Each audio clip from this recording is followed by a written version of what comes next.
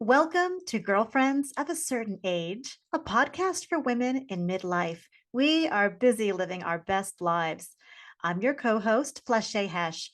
I'm a business coach and work life balance expert for women. And I'm your co host, Jessica Neighbor. I'm a voice coach for vocalists and public speakers online at Impact Vocal Coaching.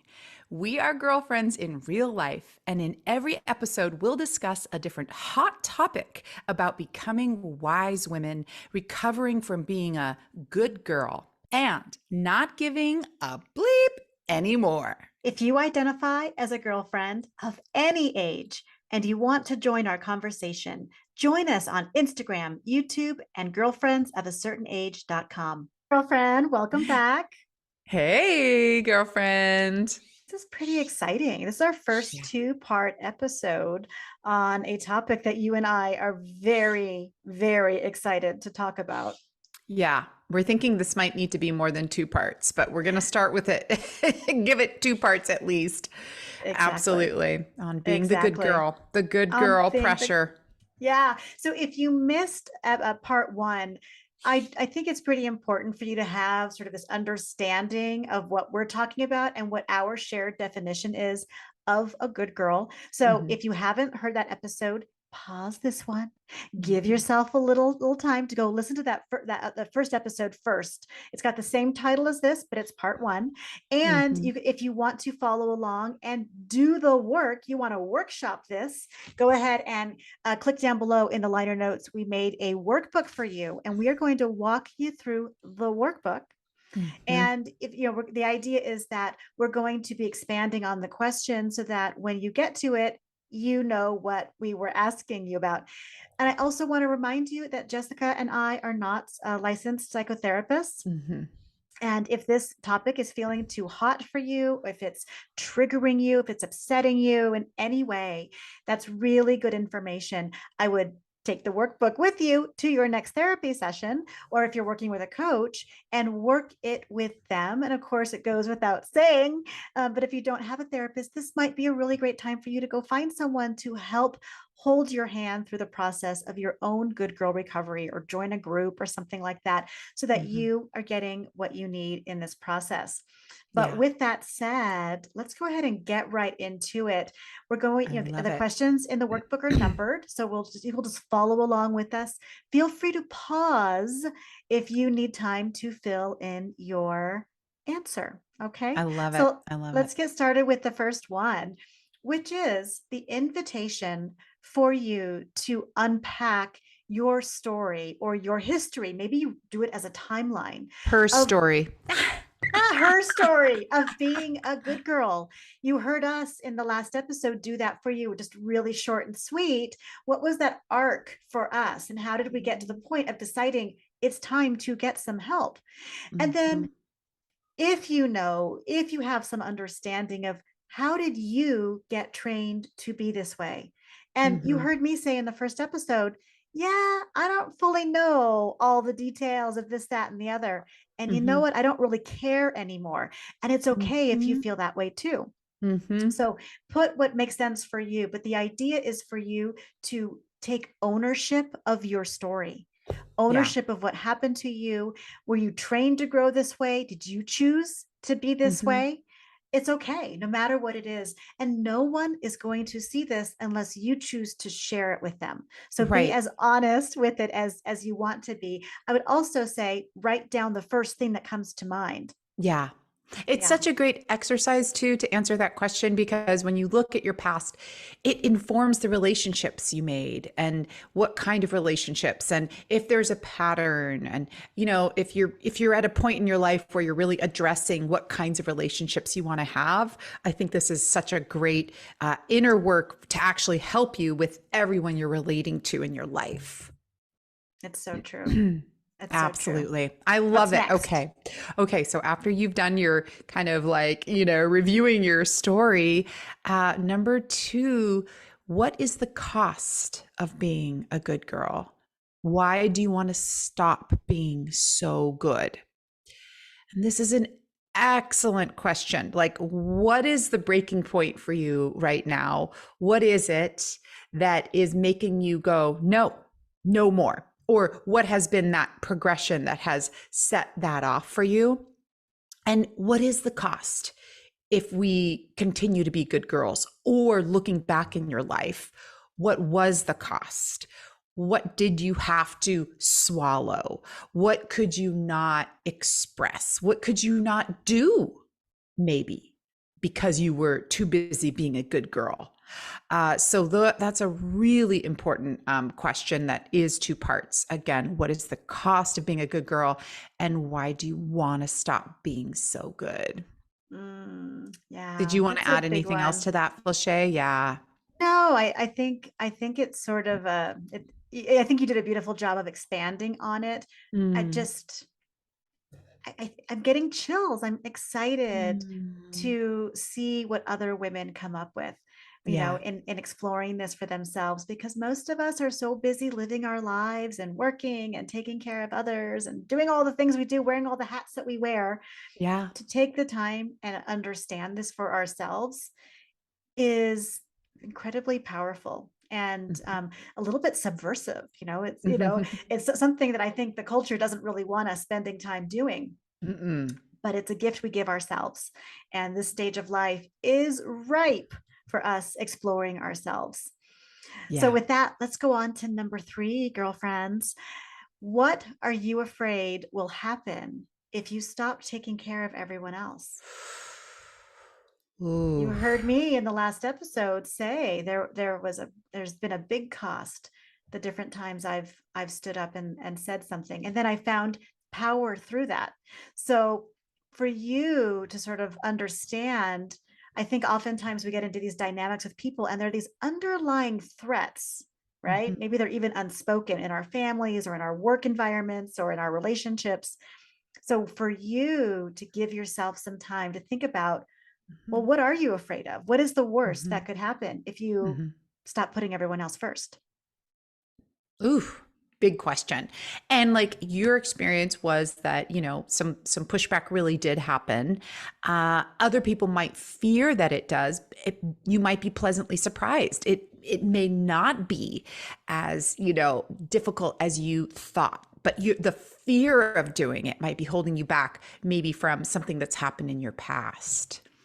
So I think that's Absolutely. a really important thing to do, because I know that for myself, the more truthful and honest I'm being, which is definitely not a good girl role, the more I'm really feeling like I'm really connecting to myself and to other people in a just much more honest way, and it's so much more rewarding.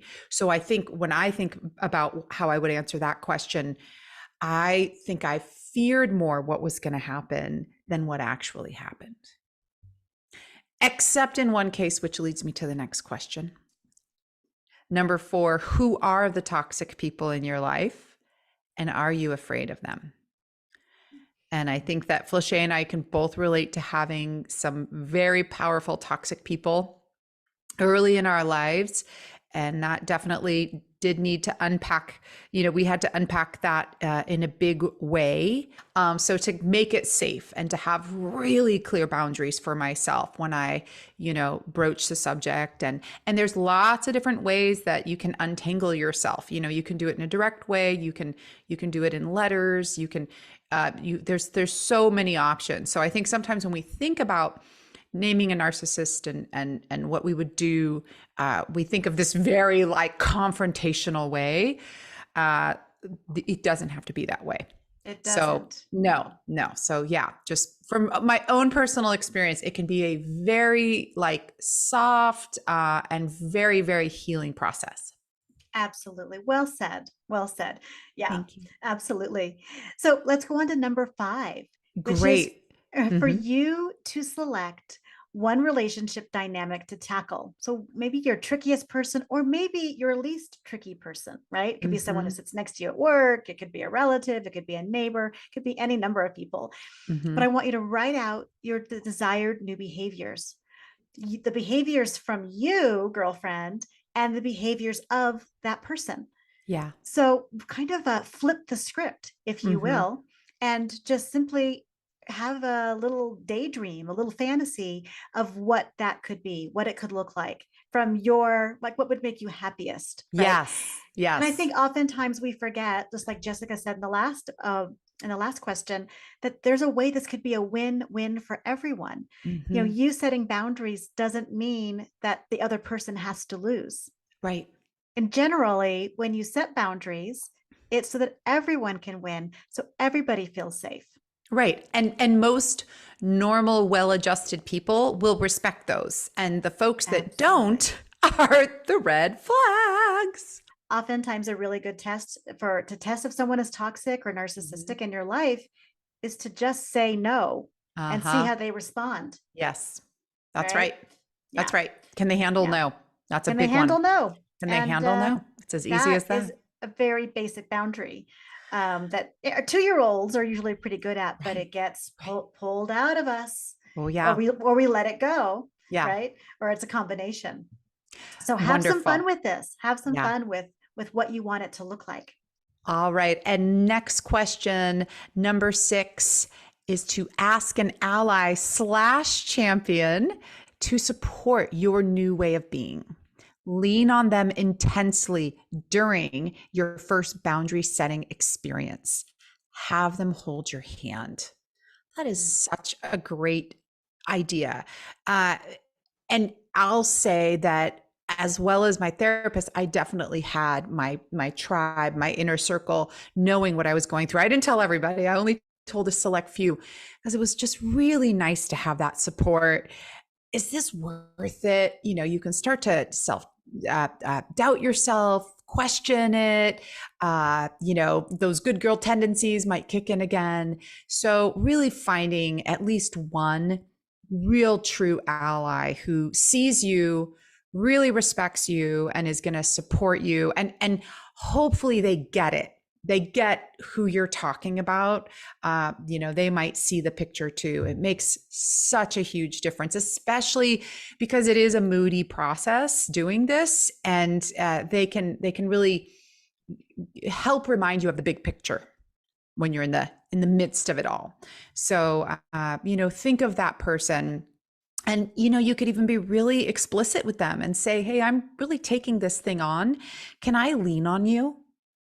And to just like ask that friend explicitly, can you be here for me through this process? And I bet you they will be so flattered and so honored. And if they just have way too much on their plate, but they're your good friend, they'll also let you know that too. Absolutely. Yeah. When I think back on this process for myself and who I chose as the allies, somehow I intuitively knew to go to the people who had been in my ear for some time telling me something ain't right there. How can you be friends with Uh-huh. so and so? What is going on? This person doesn't seem Uh-huh. like your person. You're still dating Uh-huh. that person?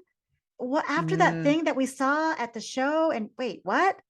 Those were the people I went to. I kind of disregarded what you said. Mm-hmm. One of the narcissists, my own mother, had been saying to me for years, "Oh, you're still friends with them.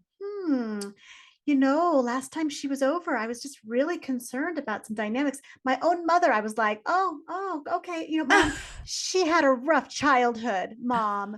She's been Uh-huh. through things, right?" Like I was Right. enabling. But Yeah. I went back to those people, hat in hand. I didn't listen to you when you were supporting me and telling me I was dating a bum. I had a Yeah. toxic friend who did not have my best interest at heart. I am so sorry I didn't listen to you. And thank you for having my back. Because now look at what Crazy Pants went and did. Yeah. And now I'm done. Will you help me? Will you love me through this process? Because turns out you were right. Yes. Those will be really good people for you to lean on, Yeah. because they feel like you disregarded their opinion and they were looking out for you, and they've been watching craziness go down in your life for who knows how Right. long, or they can reflect that back to you Right. and strengthen your spine. That's what really happened for me. It Yes. strengthened my spine. Oh, right. Other people I like, know, and trust saw that I was in a bad situation, and they're there for me now to get me out of it. So if you're And wondering and and scratching your one head, who could help you? That's a good place to start. right.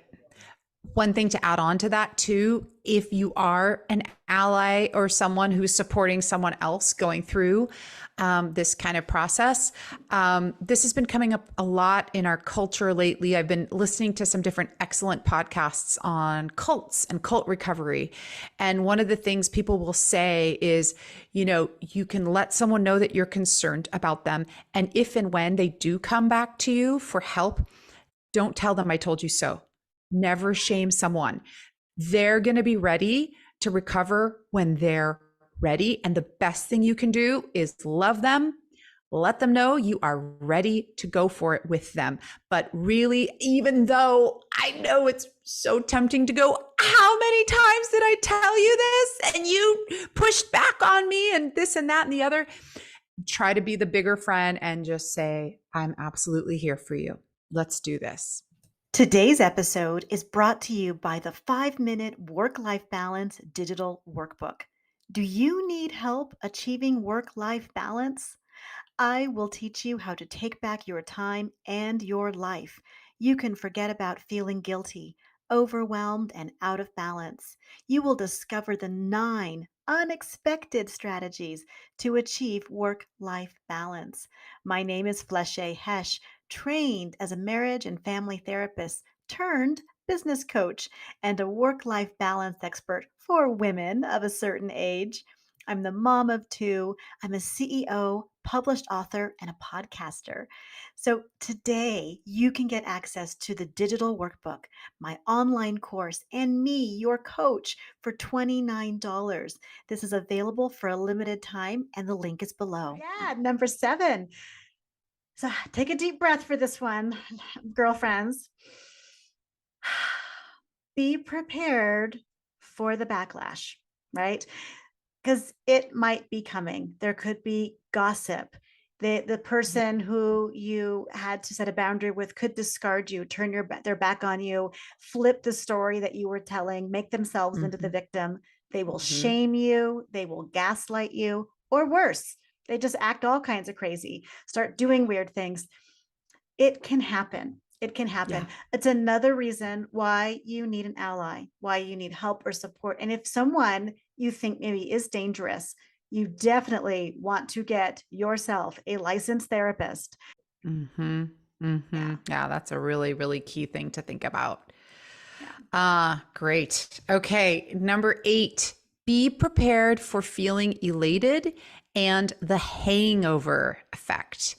It can be intense.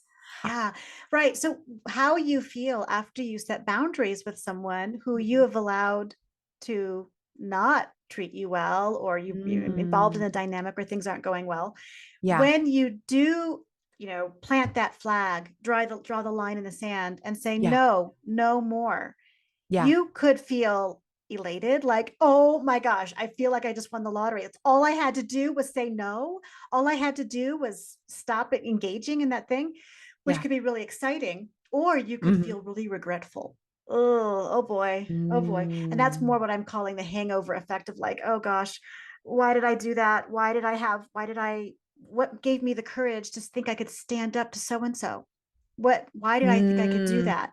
So I think there can be a lot of different feelings, and they can flip-flop and it can come in waves.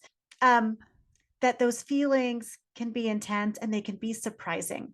And even in one moment you're feeling elated, the next moment you're feeling regretful that you shouldn't have said anything, and shaming yourself and gaslighting yourself. So it's more about being prepared emotionally, not just for the practical things that could happen, but for what you tell yourself, how you support yourself in that process. Okay, I totally get that now. Well, maybe I'll ask the final question, and because I think I can understand this one at first glance more. Enjoy the feeling of freedom on the other side. Oh, and then we have, now comes the hard part. Yeah, we can get into that in a moment. But I think that is so important, to enjoy it, celebrate it, really love yourself up for being so brave, for taking a stance on not being a good girl, on really, going to your truth and speaking it is key. All right. But I do think it's important that we not just look at the process of unhooking ourselves from something Mhm. that's not healthy for us, but Mhm. we're calling this good girl recovery. When we Mhm. hear people talk about being in recovery, it's like, Yeah. um, they're always an addict, right? Or, hi, I'm Mm. Flachet, I'm a recovering good girl. So the Mm. idea is that we're never fully on the other side. It's almost like there are little strings pulling us Mm. back into the old Mhm. way of being because it's comfortable. It's Mhm. it's what we know. It's what we grew up Mhm. with. And so Mhm. it's really important to ready ourselves for this Mhm. brave new world. And so by Mm. calling it a recovery process, we can do that. You can read books about codependence. You can read books about um, all and all the different kinds of addiction, Yeah. All the different kinds it's of just narcissists. There's all the kinds of benign, the narcissists, malignant. There's like the so covert. much.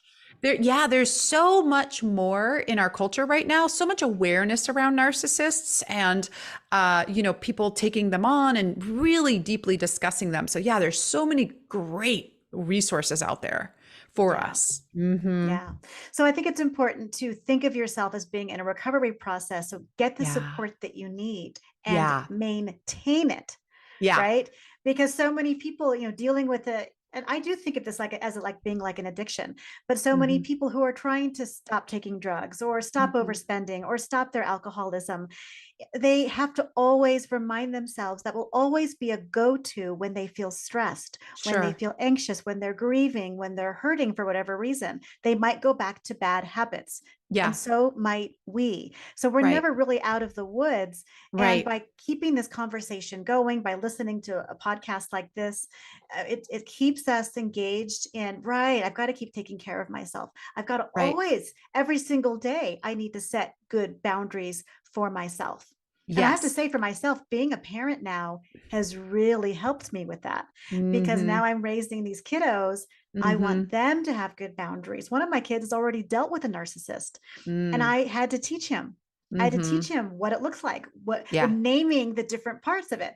It's been Mm. fascinating Yeah. to be able to do that. Because imagine if you and I had someone when we were kids Yeah. teaching us about toxicity, teaching us when we were in bad situations, teaching us the different parts of it so we could stop personalizing it and say, Yeah. oh, that's just Right. part of the playbook. That's just what, Right. oh, it's not personal. It's No. not about me. And Oh, I love what you say about the recovery piece too, for those of us who might be, in this kind of middle age category and recovering. I think there's this fallacy that, or this sort of expectation in our culture too, of like, I fixed it and it is fixed forever. I have arrived and now I am here. And that is very much connected to that good girl fantasy, that like, and now the story is happily ever after. So what does it actually mean to, be in recovery, or to be in more of like a discovery about the new parts of yourself? It's an ongoing, discovery that you're always doing. And it's not just this like one and done and it's wrapped thing. But how great, because then that means we can always be living and learning from our experiences, even the most painful ones, you know? Yeah. absolutely. Yeah, it's a great, great reminder. Great reminder. So you mean to tell me, Flachet, that we aren't going to do this like great question and then we're just done? We can just fold this away and be good for the rest of our lives? No, no. All No, right. it's Yep. like reading a book on potty training and one time and then Yep. thinking you've got all the different parts and all the Yep. different scenarios. It Right. it just isn't how it works. If you Right. really want to learn something, you probably have to read it or listen to it a couple of times, sit Mm-hmm. with it, talk to other people about it. I think all of us, I know I was surprised how many other people identify with being a recovering good girl in my own Mm-hmm. life. And now Mm-hmm. we go out for coffee and we talk about it. Mm-hmm. It's been so healing to be reminded, Mm-hmm. right? It's not just me. There is something in the Right. culture. There is something in the way a lot of us were raised. Absolutely. Oh, I see. Yeah. Um, and it's what makes me feel less alone, and Yeah. to be able to talk about this and on this platform and to Yeah. speak to so many other women about this with you, and like having you Yeah. hold my hand in this process, Yeah. so empowering. It feels like Yeah. another level of my own healing from what Yes. I've been through. And Yeah. most of us, can't help others with something until we've gone through it. Mm-hmm. right? Mm-hmm. And so here we are. This is part of our healing Mm-hmm. process. Yep. Absolutely. Absolutely. Yeah. And I'll say that it was all worth it with what I did. It was just absolutely all worth it. It makes me wiser for, other narcissists coming my way in my life. And it just makes me more intentional about how I relate to others and relate to parts of myself.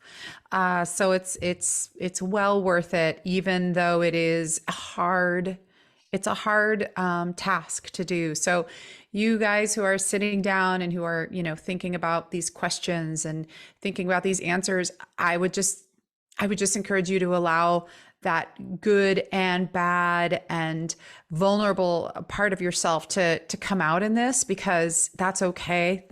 The more of yourself you can bring to it, the more honest you're going to be. And that's really all we can be at the end of the day, is really honest with ourselves. So allow that without judgment, allow that without critiquing. And we're here for you, because we've been there and had to challenge those little voices that said, "Oh, what did you just say? What did you just feel?" Yep, I went there. I just went there, and that's Yeah. okay.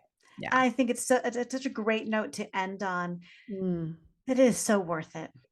Our hope and our intention with this two-part session is empowerment. It's Mm-hmm. your empowerment. If it's time for you to step up your good girl recovery process, we encourage you and we support you, and we stand here on the other side saying that it was worth it. It was worth for us and our own process, and the Mm-hmm. friends and family that we know and love.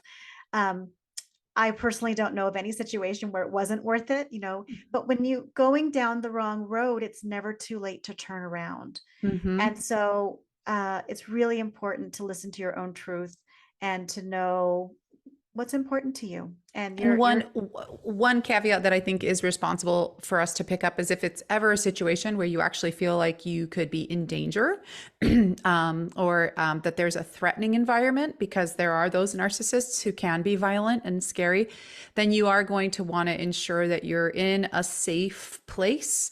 And I think that's all the more reason to really get guidance. A social worker, a healthcare provider can also give you some opportunities and options, because that is going to be something where you absolutely want to make sure you're safe. absolutely, Yeah. absolutely. Yeah. Yeah. So we just are so excited to be on this journey with you, Yeah. the highs and the lows of it. Yeah. And girlfriend, I want to thank you for showing up today, for showing up for yourself. Yes. And till next time, All right, girlfriends, hang in there. Bye. Thank you bye. for tuning in today to Girlfriends of a Certain Age podcast. Do you have a girlfriend who needs to hear this message? Share this episode with her. She will love you forever. If you enjoyed today's episode, please subscribe, rate, and comment wherever you get your podcasts. Stay tuned for more episodes where we discuss more hot topics about girlfriends living their best lives. You can follow us on Instagram, YouTube, and girlfriendsofacertainage.com.